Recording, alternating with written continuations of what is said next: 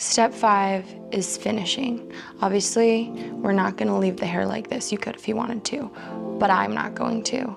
So our finishing products are gonna be a hairspray and perhaps a serum, depending on what kind of hair you have. Here's another fun tip.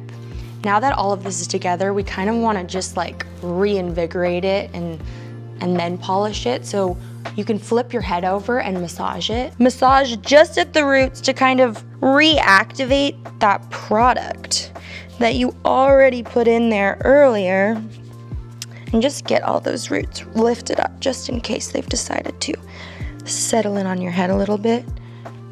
Flip up, oh yeah, it works. So then from there, we can decide, how do we want this to lay? I feel like I cannot do a center, I like just need to dial into a vintage side part vibe with this much body because I so rarely wear body in my hair. So this is what finishing is, okay? It's like polishing and figuring out how exactly you want your hair to lay, and then taking your product that's gonna hold this or smooth this and lay it down where you want it to stay the rest of the day. That is finishing the hair.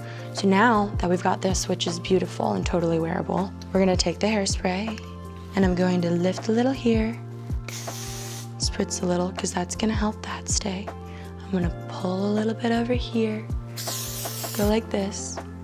So this is just like how I like to wear it, but if you like to wear it bigger, by all means, flip your hair over, massage it, spray it while you're upside down, and then flip it back up and spray it some more and just fluff, you know? You don't have to calm it the way that I do. This is just my preference on how to wear it, but you can do it any way you want to. So take it and then tweak it for what you like.